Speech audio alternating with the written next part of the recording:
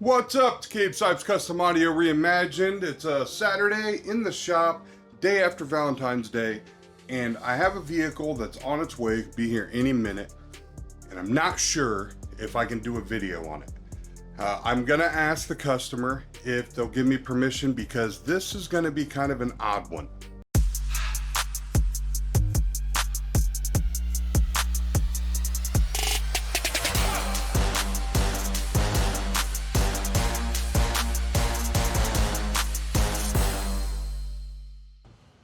Now, the reason that I'm going to ask for permission is this may involve, I'm not sure if it involves any kind of domestic violence or any kind of legal things like that. It does involve a woman who is afraid her vehicle has a tracker on it from an ex-boyfriend. She called me probably a month or so ago. I don't think there's a tracker on there based on what she's telling me, but she really is adamant that there's something. And I've probably racked up a total of about 2 hours, 3 hours on the phone with her, explaining, things to look for, but I'm not sure. To me, I don't think there's anything there, but something clearly has her bothered. And she really needs the peace of mind of knowing either there is something there and she's not crazy, or there isn't something there and she's just being paranoid and needs to, step back. That being said, not a real big fan of charging somebody for something like this, but I can't do it for free, what she wants me to do. She is bringing it in, and I am going to pull apart everywhere where I know you would put a tracker on a vehicle. I've done trackers in the past. I've done trackers for locators for actual police departments. I've done hidden trackers for very high-end luxury cars. I've done very, very expensive trackers. I've done very cheap trackers. And they all pretty much need the same thing. So I'm going to look in some key places and try to figure it out. But whether you're going to get to see that or not, I don't know. But I do have another lady coming in today who is one of my favorite customers because she is so bubbly, so happy. She just makes me happy when she's around. She's coming in today because she might have blown her speakers. So that I will definitely show you. So let's go ahead and see what this lady thinks, and I'll let you know if I'll be able to show you what's going on. Okay, so we have one vehicle in here. The lady brought her car. I forgot to ask for her permission, so I'm gonna call her to get her permission before I show her vehicle because I don't want her to be upset. But one of my favorite customers is here. Hi. Look at her. She's so happy. All the time, I can't Just help always happy. She's my favorite customer. Well, one of my favorites. it. One of the favorites. One of I have a lot of customers, all right. But she's always so happy. So she's bringing her Jeep in because, so yeah, I think I know what's wrong, but I got to pull it in and check it out. But I got to check out this vehicle. It's in here too. And then I'm going to check hers out and I'll get them all taken care of. Then I'll get to go home. But I just wanted you to meet Miss Bubbly, super happy girl. Okay, so my bubbly customer has left. This is her Jeep. So it's a Willys Wrangler. Going to work on that. I'll tell you what's going on with it here in a little bit. We did an audio system in it. I think I know what's going on here. But first, I need to work on the other vehicle. But I have not got permission from the lady yet. So if I jump right back to the Jeep in the next clip, the lady didn't give me permission, or you're gonna see the vehicle. So I'm gonna go ahead and start recording it just in case she's cool with it. This is the vehicle that she is concerned that someone has put a GPS tracker, locator, something on her vehicle. Now this can be, nothing, or could be something. Now she's had other shops look at it. Nobody's gonna find anything, but she's just really convinced that there's something here. I don't know if there is. Based on what she's telling me, I have a couple ideas of what I think might be going on, but she wants the peace of mind to know, which can be scary if you're a woman. I mean, if somebody's got a tracker on your vehicle, if I was a chick, yeah, that kind of freaked me out. I have a pretty good idea of what to look for. So the first thing we need to do, if you want to find out if the tracker or something weird, you need to pop the hood, or actually I think the battery in this is actually inside the vehicle. We need to go to the battery, we need to set up and put our amp meter on there and see the current draw. We need to see it at rest, come up with an average. We need to know what this vehicle's doing with the current draw, because if there's any device in here, it's got to be drawing power. Once we do that and get that kind of figured up, then we also start pulling apart panels. So I'm gonna pull the under dash, I'm gonna pull behind the cluster, I'll check behind the radio, we'll check the center. In the engine bay, there are certain locations where we'll check for anything. We'll also check in the back. We can check the back quarter panels, and then I'm gonna take photos of everything that I'm looking at so she knows that I actually went and looked and see if I see anything that's odd. Based on her description of a few things she's told me, I think I know what it is, but I don't want to say until I can confirm it. So let's get into this thing. So far on the amperage draw, everything's fine. I was at like 3.7 amps. Shut everything down, shut interior lights down, unplugged everything from 12 volt accessory plugs and all that. And now I'm sitting at a 0.57. Not really a whole lot. Plus the doors are open, so it may be picking up the pins still, keeping the computer awake there, but that's not really too concerning. So far the amperage looks good. So now we're gonna move on to doing like a visual inspection, and I'm going to be doing a current inspection because I have a feeling all of this may stem from an alternator, but I don't know until I do a test. Just did a load test on the battery. Battery passed that, so battery is good.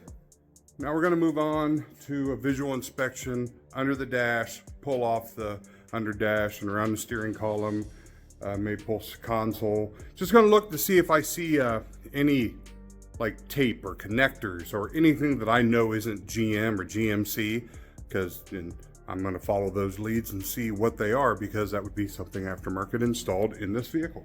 So with the under dash completely pulled out, around the column pulled, radio, center console. What I'm checking here is you want to check behind your USB ports, because it's very, very easy to put a data logger or a hijacker. And basically it just goes on the back side of the USB port. A lot of the USBs in these cars aren't really wires anymore. They're actually just little USBs. Perfect example is the USB right here on the dash. This is the connector on the back. All that is the old school. It's not a micro, I can't remember what they call those, but that's just a standard USB port. So if you had a female in that could plug into here, and then another male in that would plug into there, and then you could put a data logger or a hijack device in between. Whenever somebody plugs in their phone, you could have all their information, their logins, everything about that's on that phone, their pictures, depending on how long it's plugged in. You could just literally steal and mirror the entire phone onto your device that you have, because you would have a separate device that's going to be basically your thieving device. And now you have access to basically everything on their phone, because you've created a mirror of their phone as far as their apps and such, if that makes sense. Now, you wouldn't have access like on their network or to their SIM or anything like that, but it doesn't matter, because most people have all their passwords and their usernames saved in the phone, right? So when you click on like to log into your bank, you just click on it and it autofills. Now, a lot of people are like, well, they can't get me. I've got fingerprint. That may be true, but you want to make sure you erase the autofill.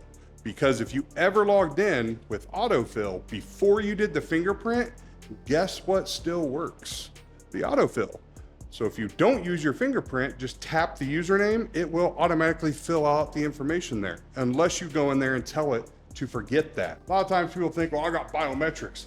That's fine if you set up the biometrics and never logged into anything by typing in the username or the passwords. Because if you typed in the username or the password, odds are, especially if you're using Google, it saved it so that in the future it can just autofill for you. It's very easy to put a device to pull someone's information. It's basically just like a credit card skimmer that you find at a gas station that they put over top of the actual credit card machine so you don't know, and then they jack your info. Exact same thing you can do on a USB port. The other thing I'm looking for is the main reason you want to look in this area is if somebody is putting a tracking device on your vehicle, that means they're tracking it with GPS. The GPS receiver has to have some sort of line of sight to get a signal. Now, you can put them underneath the dashboard. but you can't put them underneath metal. The signal will not make it through the metal plate. So that's why when we're doing GPS or we're doing cellular control devices, we need to put it up high in the dash or up on top of the dash. Now, if you're trying to hide it, then obviously you're just gonna, put it up underneath here. People will say you should check under your seats. That's stupid. If you do have a tracking device underneath your seats, you have bigger problems. You are dealing with a 3-letter agency, and finding the tracker is not gonna save you because you're probably already screwed if they got the court to put a tracker on your vehicle. The reason I say that is the only way you can have a tracker that's gonna work without any kind of good line of sight, one that you could bury under a seat or underneath metal or anything like under a vehicle, those require a different type of tracking. They require a cellular, so you'd have to have some kind of SIM unit.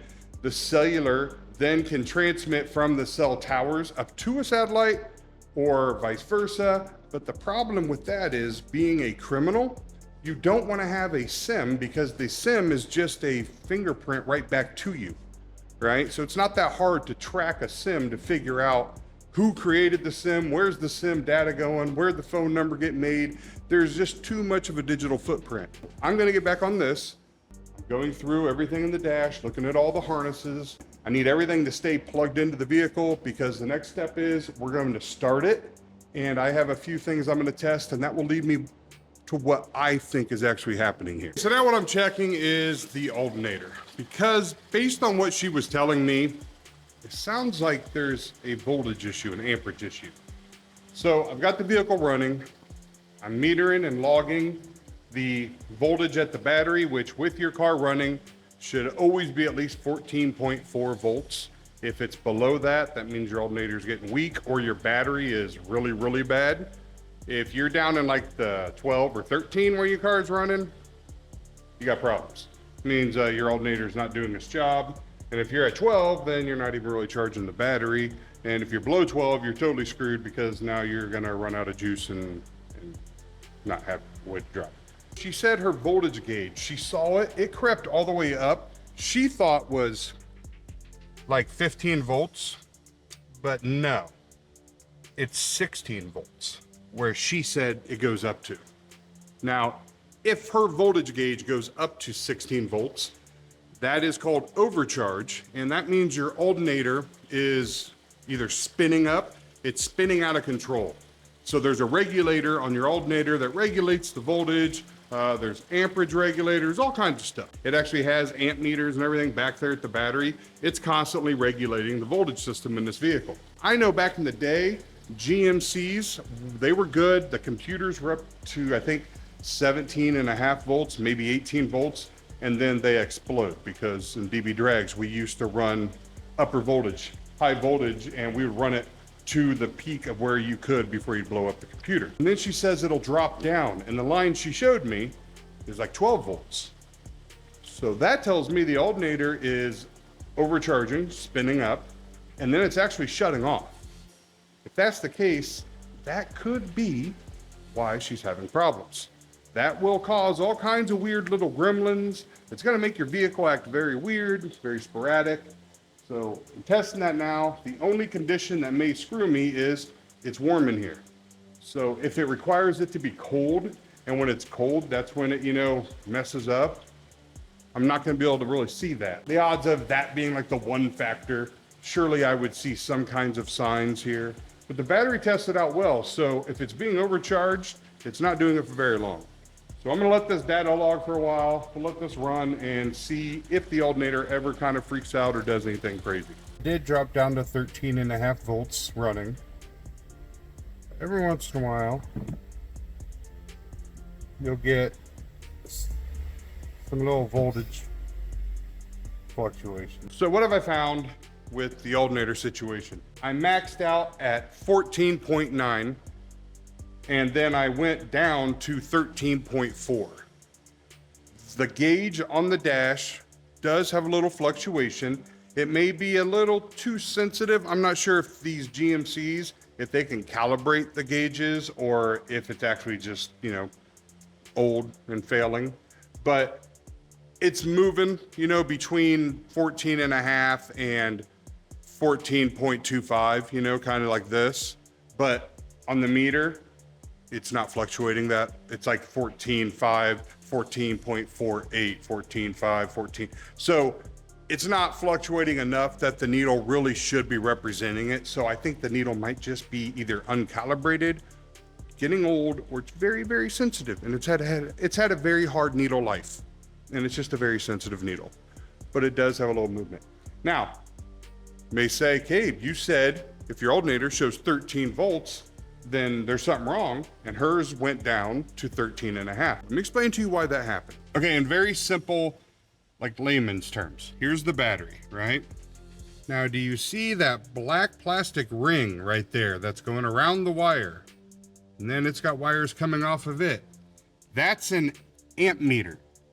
So the vehicle has an amp meter built in, just like the clamps right there on that meter. It's watching how much amperage is being drawn all the time, and it knows what's being drawn. And that's how it will try to find if there's a problem with the vehicle, if it sees way too much amperage being drawn for some reason. And sometimes this causes problems when we put in big stereo systems and we have to disable that, because it will see the stereo system as a huge amperage draw and think that there's a problem with the vehicle and throw codes and cause all kinds of issues. This is a regulated voltage system in here. So that's looking at the amperage. The alternator also knows what the battery is at. It knows if the battery is at 12.5, if it's at 13 volts, if it's at 10 volts. Based on the voltage of your battery, dictates whether the alternator actually turns on, or wakes up, if you will, or charge. So once your battery is fully charged and it no longer can take any more voltage or need any more voltage, your alternator will actually start shutting off. It'll shut that gate off. It will quit charging. And you want it to do that, because if it keeps charging the battery, it's gonna overcharge the battery and cook the acid inside. So once it sees, hey, the voltage looks like we're at where we wanna be, we're 12.5, we're nice and stable, we'll go ahead and quit cranking so much amperage for a second. And that's the drop on the meter. So that's the 13 and a half. Now, it doesn't take long for a battery to use enough power, especially when I have the headlights on, the AC on and everything. So you may get that drop to 13 and a half for a split second, because the alternator literally took a split second break because it had done its job, kept up and charged the battery up. But now the battery has lost 0.5 volts because it's been, you know, running all this stuff. The alternator goes up, looks like she needs some more juice, turns back on, and begins the charging process, which jumps it back up to the 14.4, 14.8 area. If your battery is very low, that's how you can destroy your alternators. People don't know that low batteries will kill your alternator, but if your battery is like 10 volts and you do start the car, the alternator is now going to try as hard as it can to charge that battery back up, and to go from 10 volts up to the 12 may be just too much for that alternator, and you will overheat the alternator, you'll burn it up, because all alternators, or most alternators, need to take a break. They're not charging all the time. They take a break, they shut off, they turn on. When we do aftermarket, high upgrade, high output alternators, I mean, some alternators, you know, they have sensors built into them, they have regulators built into them, or the car's got an external regulator. You've got a voltage gate where you can set the voltage to a certain voltage. There's all kinds that go along with it. That's why she's seeing that little drop. She sent me a picture of the voltage gauge and it was at like 13. But that's fine. It's really nothing to be concerned with. I don't see anything here in the electrical system that would tell me that there's anything going on here except factory OEM parts. I'm gonna pull off a couple more places. I'm gonna pull the A pillars, just check there, because that's a good place to put a tracker because you'll get signal.